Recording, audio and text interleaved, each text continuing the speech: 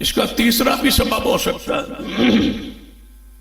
اور دعا کرتا ہوں کہ یہی سبب ہو،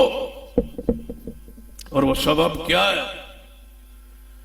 کہ چائنا کا صدر جو ہے اور اس کی قوم جو ہے، یہ بھی تصاویر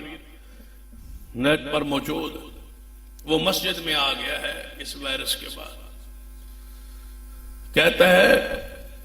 آسٹریلیا کے اندر آگ بھڑکی تھی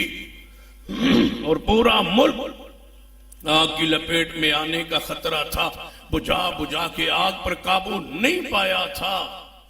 تو آسٹریلیا قوم نے مسلمانوں کی طرح نماز شروع کر دی تھی اور اللہ نے آگ پر قابو پانے کی قدرت دے دی تھی۔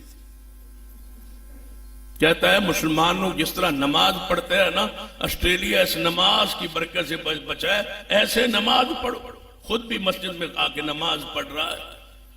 بے وضو، وضو نہیں کیا، نہ قوم کو سمجھایا، نہ ایمان ہے نہ طریقہ، کہتا ہے جھکو تو صحیح نہ ایسے جیسے مسلمان جھکتے ہیں، ہو سکتا ہے یہ وائرس چلا چھائے، میں کہتا ہوں ہو سکتا ہے یہ تمہاری قوم کے اسلام لانے کا ذریعہ بن جائے، ہدایت کا ذریعہ ہو، خطرے کی گھنٹی ہو، جہنم سے بچانے کے پر اللہ تعالیٰ قادر ہے، اس پر رحمت کرنی ہو، تمہاری ہدایت کا یہی پکڑ، یہی گرفت سبب پر۔ لیکن یاد رکھیں سرور کائنات محمد رسول اللہ صلی اللہ علیہ وسلم وبائی امراض کے حوالے سے میری اور تمہاری رہنمائی فرما دی، اس رہنمائی کو،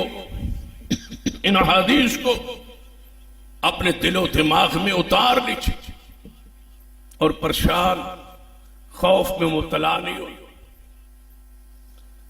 مسلمان بن کے رہنا ہے، موحد بن کے رہنا ہے، توحید پرست بن کے رہنا ہے۔